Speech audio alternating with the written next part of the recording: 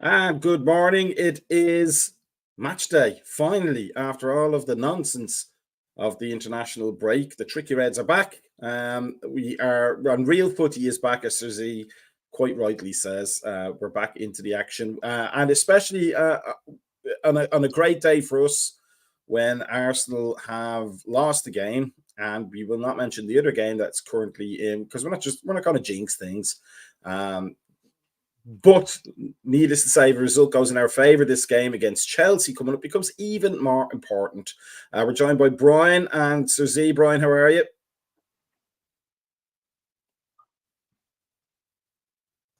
Did I mute you? Yeah, there you go. Okay, I'm doing good, thank you. And Sir Z, how are you? I'm good, Macca, thank you. And happy Sir Z a happy anniversary today. We get all maudlin and sentimental now, just because we may not be maudlin and sentimental after the game. So let's get straight into it and look at the lineups. Here is the Liverpool one. Kelleher in goal to be expected. Trent, Konate, Van Dijk, Robertson at the back to be expected. But Gravenberch and Jones in the double pivot with Szoboszlai as the 10 and Salah, Gakpo and Jota as the attackers. I'm going to imagine Gakpo on the left, Jota in the middle, and Salah as obviously as always on the right. And then the Chelsea lineup. Palmer's playing, and that's the only name that I'm focusing on. Maybe Jackson, but a decent side and experiencing some good success recently. But in terms of the Liverpool lineup, Brian, what do you think is behind Diaz and McAllister not starting? They are on the bench, so they're not injured. I mean, the only thing I could think of with it would be I know that McAllister had that little bit of a knock that was going on, and he only played the half for Argentina during their second match, and I mean, could be just be the time they came back. I'm not really sure. I mean, maybe this is like the beginning of his Slot's rotation. I didn't think there would be any rotation really until probably until we get to the Brighton matches. But hey, maybe this is a way to extend this period. Suzy, is it an important period coming up? I think it's Leverkusen this week in the Champions League, and then Arsenal next week. Is that the way it works out? I think it is. I think that's the schedule. It's a busy and important schedule. We're playing some big games. So with what Brian said, do you think this is part of a rotation to make sure that not that we're downgrading the Chelsea game by any means, that would be a foolish thing to do, but the Arsenal game right now is probably a bit more important to win? Yeah, I don't know if he thinks 2 games ahead. I think he takes each game as it comes. I think Brian was right. I think McAllister's probably tired. I mean, he's just played non-stop. I don't think he's missed any games. I think he's missed probably 1 game this season, and that's earlier on in the week for Argentina. But pretty much he's played every single game. So Bakley is probably in his thoughts there. I would have played Diaz knowing that Reece James is playing. I think James is there for the taking today, and I think Diaz would have been a good player to go against him. And Reece James subbed off after like 25 minutes. But yeah, it's our most important period of Slot's tenure for sure. You know, we keep hearing that we've been playing. You know, we've had an easy start to the season, so this is definitely going to be this period here. And results have gone our way so far. So, yeah, all we can do is take advantage of it, I guess. So, Z, before I go to Brian, though, do you think maybe there might be a bit of a plan to wear Reece James down with Gakpo and then destroy him with Luis Diaz later on in the game? I think Slot picked this team before knowing that Reece James is playing. But I mean, definitely it'll be advantageous for us, definitely, if Reece James does stay on, and we can bring Diaz afterwards. It's they have a lot of suspensions, a lot of injuries in the back. On paper, we should be winning this, but then they have Cole Palmer, who's just I haven't seen any team be able to really keep quiet this season. So let's see. You know, it's that midfield. I think the game's going to be lost and won in midfield today. Brian, just kind of listening to Surzy there, in terms of, you know, putting players on into the starting lineup in respect of the opposition's players and the positions they're playing, it's not something we're used to talking about at Liverpool for the past 9 years, because Klopp never picked a team based on what the opposition were going to do. But Slot is a lot more tactical than that. Do you think the inclusion of Jones, outside of any fatigue things that might be an issue with McAllister, but do you think, as Surzy says, the game will be won and lost in midfield? So rather than have creativity and defensiveness in there, he went for two very good tacklers in there and then worry about the creativity afterwards? I mean, of course, right there. I mean, you still have the same thing with it where, I mean, Jones right there is going to be constantly running. I mean, so you still have a lot of pace right there going across there. I mean, I've said before right there, I'm not the biggest fan of Jones being back in the double pivot right there, but I really came there and wish that, you know, if McAllister obviously is like first choice right there. I mean, and Endo right there, I don't think Endo would be able to handle that type of situation. You know, he's probably a great tackler, but I just think that the way that Chelsea's playing, I don't think that would have been a great setup for Endo to be in there. But you know, I think it's just weird how you can see how, I guess we're, like you said, we're so used to Klopp going there and having same thing, and to have somebody actually go up there and say, okay, well, I'm just going to set this up per team instead of saying, it's my system, I'm going to play it this way. That's all I'm going to play is this way. So, I mean, I hope it's very successful right there, but we'll see. So in terms of the running, do you think maybe the idea might be for Jones to almost man-mark Palmer, at least in certain situations, because he can keep up, and he is. I think he's not like a tackler in the old school Billy Bremner, Graham Souness, Tommy Smith kind of way, but he gets really annoying if you're playing against him. The fact that his long legs keep getting in the way and toe poking the ball is we spoke too soon. Is a horrible. The horrible is not the word. Horrible is what just happened there in City and Wolves. But we don't worry about that right now. We worry about ourselves. But do you think Jones may be tasked with the idea of patrolling rather than man marking would be a better way to say it? Cole Palmer and trying to nullify him, because right now, looking at the Chelsea lineup, Cole Palmer is the only danger I would be worried about. Yeah, I think you're right. I'm not sure whether it'll be Jones or Gravenberch that will kind of man mark him out of the game. But yeah, I think you're right. I think that, you know, to keep him quiet by having a man marked out of the game will probably be the right thing to do, I guess. It'll be interesting to see Gravenberch play without Maka. You know, so far Gravenberch has probably been our best player of the season so far. And I know McAllister's taken a lot of. It's helped him out a lot. It's a great partnership. So it would be interesting to see how Gravenberch performs without McAllister next to him. Having Curtis Jones there, you know, like Brian saying, you know, a little bit nervous in being double role. So, but you know, he's been asking for these chances. So you know, it's up to him to take the chance and show that he shouldn't be dropped. But so it's a big game for Curtis Jones for sure. Looking at the lineup there, Brian, Cody Gakpo, we want to see great things from him. We have seen some good things from him, but he's a different type of player to Luis Diaz. He's more of almost like the opposite side Salah. He wants to get in there and get shots on goal. Do you think him being there and Szoboszlai being where he is, do you think Szoboszlai will get in Salah's way by drifting out to the right, or do you think he might get? This isn't about Szoboszlai, but he may get confused with Gakpo in terms of the spaces they want to occupy, and this may look like a very bad idea within 15 minutes of the game. I mean, I'm kind of like agreeing with what Sparky said. It is a kind of the left side is kind of weak right there on there, which again, as I said on there, that that McAllister is your preferred person to be on that side. So, I mean, I like Curtis Jones. I like Curtis Jones more so where Slobosly's at right there, more than I like him back in that spot. I don't know. Slobosly's, is just a strange player to me. I mean, it's like you just don't know what you're gonna get from him right there. There's some matches right there where he's actually going to make smart runs, but a lot of matches he just runs and runs and runs, and he just doesn't have any direction that goes with the runs.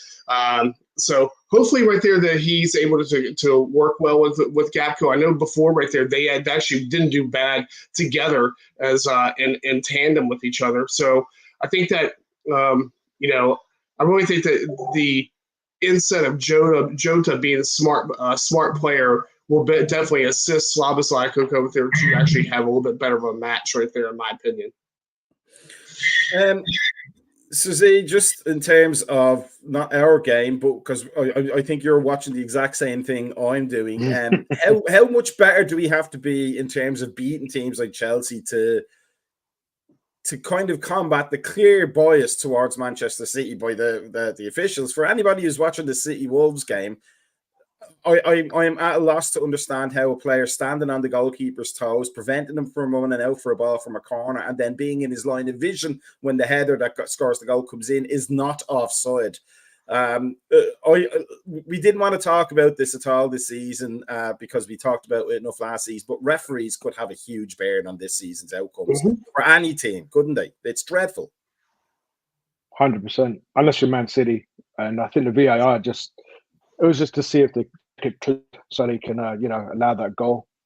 But yeah, with us, just like the season we won the league, we just have to be perfect. We have to take game out of the referee's hands, and we just have to be pretty much near perfect to win this season, because it's, and I think Arsenal have been done by a couple of decisions. Not that I, begrudge that, because I really don't like Arsenal or but. Yeah, we're constantly having to fight a machine in City and referees' bias towards them. So we just have to make sure that we take the decisions out of the referees' hands, and we've got to clearly win our games, especially games like these close games like Chelsea that's going to be up, and Arsenal next. So everything's in our hands, and we just have to be near perfect. Brian, is this going to be a thing? It was never proved, but there was strong rumors and first-hand allegations from players in the 70s that the Leeds team in the 70s, that Don Revie, as great manager as he was buying teams off and buying players off to help Leeds to succeed. Is this going to be a thing where 10 years, 15 years, 20 years from now, it's going to be all, there's going to be some sort of weird conspiracy theory finally confirmed for once for a conspiracy theory, that there was a certain amount of bias towards City? Because, between the charges and the court cases and the refereeing decisions, they're getting everything put out in front of them, really, aren't they? If you want to go with conspiracy theory, you have to go with how much money's been getting funneled into them by different methods and all that, and how much it's actually brought the Premiership up to the amount of viewership and to the amount of television revenue and all these other things that have come to light. But I'm not going to go put a tinfoil hat on right there, because it's because I'm not going to blame the Illuminati and everything else like that for them. I just think that I do think that the financial irregularities of City right there have definitely come and caused a lot of issues with the league. But I just don't see how we could actually go pinpoint that a overall conspiracy with the league, or the league would be bringing up these court cases against them for their financial fair play violations. More so, I think the problem right there was is buying the court of arbitration, which they did it with UEFA. That would be a conspiracy right there, in my opinion, because they should have been banned from Europe for quite a few seasons right there for all their financial irregularities that they had prior to this. But as far as the league, they just were able to go in there to shovel money through and to buy the right players in the right spots and all that. And I think that's why they've been as successful as they have. if you take away that aspect of that, then they probably would be back in the championship or the second division, like they basically went up and down from there for the past 20, 30 years. So, but yeah, money talks. It always does. We could go down that rabbit hole before the game starts. So let's go back to the game and let's look at the Chelsea lineup in formation. LiveScore thinks it's a 4-2-3-1. They usually change their mind about 5 minutes into the game. But I'm not looking at anything there other than Cole Palmer in that number 10 spot. Maybe Jadon Sancho as having a point to prove. But in terms of the left side of our team being weak, it's not coming up against an incredibly strong left side on Chelsea's, or right side rather, on Chelsea's behalf either. So, do you think that might actually balance each other out in that sense? I think Madueka's been on form, so he's definitely another one to watch out for. So yeah, it's probably going to be one of them days where Nicholas Jackson has an immense game, and after that it's just going to be revert back to type. It's just so hard to tell this Chelsea team.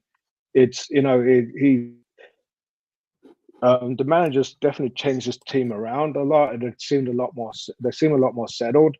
But it's the threat can come from anywhere. Obviously, keeping Cole Palmer is quiet is the key. But like I say, I know Madueka's been playing well last few games, and like I said, Jadon Sancho, it's going to be one of them games. He can be, if he's got a point to prove, this is one of them games to do it. Before we address Trevor's comment, I just want to say thank you to Ezekiel, Timoteo, and Murtala for the likes on Facebook. But Trevor says, Brian, you cannot keep getting away with this. But the perfect response to that would be to tell the rest of the league that we are the danger. Wouldn't that be the way to go? Oh, absolutely. We just got to go throw it. We just have to put it to Chelsea. That's it. It's funny to see right there that that there are two midfields in there between Caicedo and Lavia are 2 players last season that we both came there and bid a total of 150 million for and got neither one of them. So that's kind of fascinating. But again, I think it's kind of like what I said on Thursday. Having a makeshift center defense that they have right now, we should be able to exploit. I think we should be able to exploit that. Of course, Palmer's going to do Palmer. But if he doesn't have the rest of the team around him, then it doesn't make a difference what he does. Because I don't rate Nicholas Jackson, but I know what Sir Z's saying out there is that these forwards that we don't rate, they always have the same thing with goalkeepers. They have the games of our lives against us every season. And you're just man, okay. Then even with the keepers, you can see one time they defend, and the next game they give up 5. That's kind of one of those things that happen. I don't think Nicholas Jackson is it's a missing thing that they have for their side. With him. Palmer to me right there is definitely well and above, and probably be one of City's biggest mistakes to go in there to sell and bring in players like Doku and stuff like that when they could have kept him. But in my opinion, right there, I just definitely think that we just have to take it to him. That's all we can do. I think Gakpo is definitely a good choice just because his mobility that he goes through there. Diaz is a runner, so he's going to basically blaze. He would blaze James. But I think if you have Gakpo coming there making smart moves and going into there with their alternate defense right there, I think we've got some definite advantages.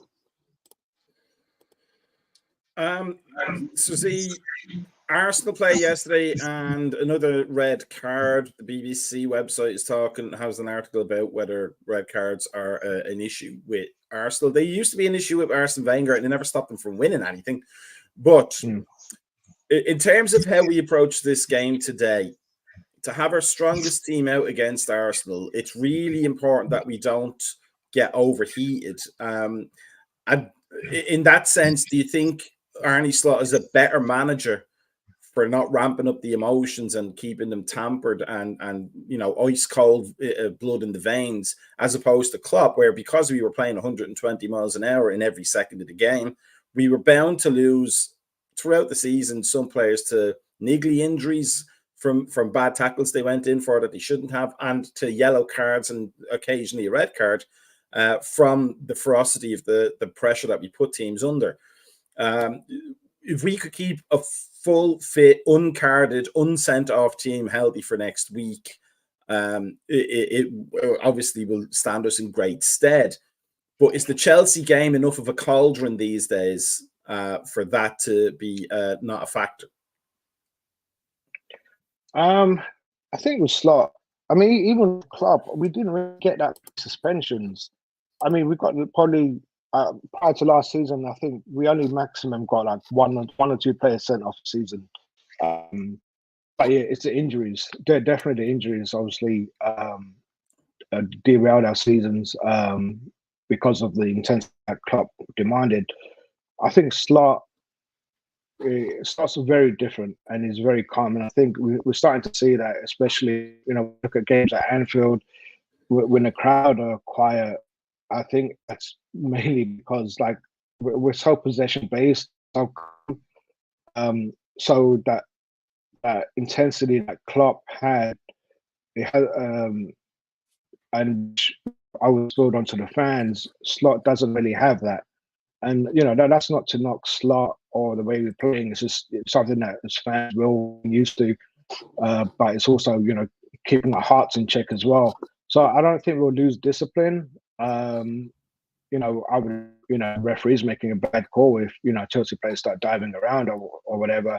But definitely a lot less injuries. Like 10 games into the season, and Konate has played about 8 of them, which is 10. Josh has played most of them, which is telling. So it's we're definitely seeing less injuries, which will definitely hopefully stand us in good stead, and hopefully everyone comes unscathed by the 90 minutes of this game, as long as we win, and obviously not having Saliba for Arsenal next week is going to be huge for us. I just want to bring up Sparky Parky's comment there, because it both applies to the game today and also to marriages that have anniversaries. Just trying to figure out which one he was talking about there. But let's do this, Brian. Let's look at the subs for both teams. What I'm drawn to is the couple of things. Dewsbury Hall is a good player to bring on for Chelsea, but I'm not seeing match winners. Maybe I'm not seeing any match winners like game changers from the Chelsea bench. But for us, it seems a very defensive substitutes bench. McAllister, Diaz, McAllister and Dina. I was going to mention Nunes, but he's not a game changer, at least not in a positive way. Sometimes, do you think the plan is to try and blitzkrieg almost Chelsea and get some sort of a lead and then sit on it in the second half if needed, or is that just a condition of how the injuries etc. stacked up? I don't think we have that many injuries though, really, do we? No, we don't really have very many. We have Allison, Chiesa, and Harvey. Really, I think are the only injuries that we have at the moment. I really think that. It's Gapco is a clever player right there. So I think that's the one point right there to actually draw them through there. And like you said earlier, right there, you could bring Diaz on right there for a blitz right there at Reece James. Toward the end. Then you also have like that. You still have the ability to put McAllister on right there and move Jones. But you can put Jones right there in place of Szoboszlai if there's issues there. Or you can just go swap him out directly. Or you could put McAllister up in the 10 spot, bring Endo in at the and the double pivot. There's lots of options here. So which is I like to have options. You could even go there to a point right there where you could bring Simicast on if you need something to replace Robertson if he runs out of gas. So I think that we have kind of a mixed bag of things. We do have lots of defensive options, but I do think that we also have the same thing, lots of offensive options right there that we could actually utilize in this side.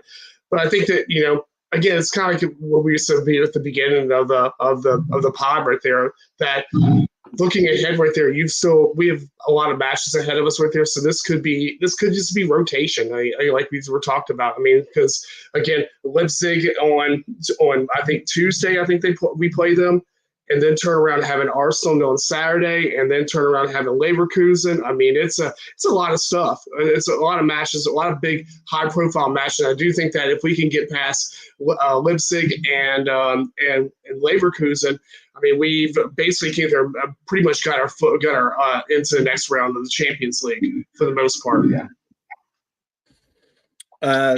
Big good morning to Alan. Good to see you again.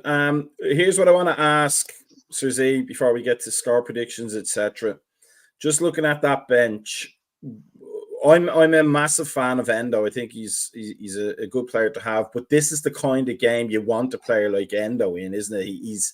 If we need to take Jones out or Gravenberg out and have somebody who's just going to sit and then give the ball to the more talented players, so to speak. At 31 years old, this is the spot for Endo if he's really, really clever about it. This is where he could be winning trophies, hopefully, and making a contribution instead of maybe getting more minutes at, like, for example, Celtic, where he'll win trophies, but, you know, he'll be out in the Champions League in the first round of games or whatever it is now. Are you happy that we have somebody like that can sit in, or is it a case that we need to get McAllister on at some point to shore up the defence if needed in the second half? I think ideally bring both of them on because they're both intelligent players. McAllister obviously can keep the ball. And, you know, we saw in the last game, he'll pick up clever bookings, but he's intelligent. We saw, like, in the last game where, you know, he went down and just, you know, he put the ball into throw in to save the corner. Like, so he's constantly thinking, and that's what we need. We need someone like that. It's a shame he doesn't have pace. But yeah, he's definitely a good player to bring on to close out the game. Should we be winning? Because I don't think Jones can stay on all game and run around that pitch, you know, covering Palmer, as you know, if you think that's what he's going to do. So yeah, you know, and obviously that defense needs protection. We've got Kelleher in goal, so as much as we can protect that defense and goalkeeping, especially towards the end of the game, Endo and McAllister will be great people to bring in. I am worried about João Felix. He's another one that, you know, he hasn't done much, but this is the kind of game like he'll just turn up in big games and score a goal and then go missing for another 8 games. So I'm worried about him coming on as well.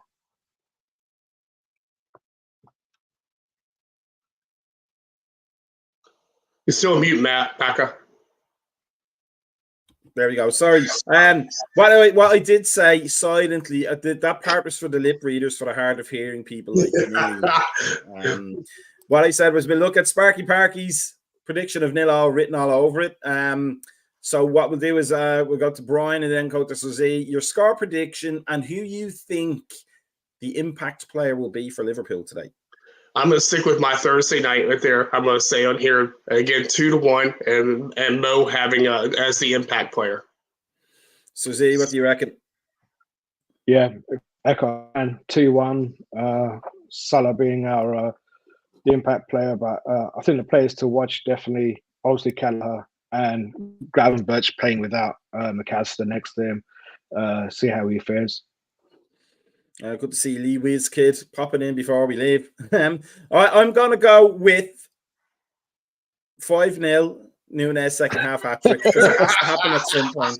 It has to work out at some point, and then everybody will think I'm a football genius.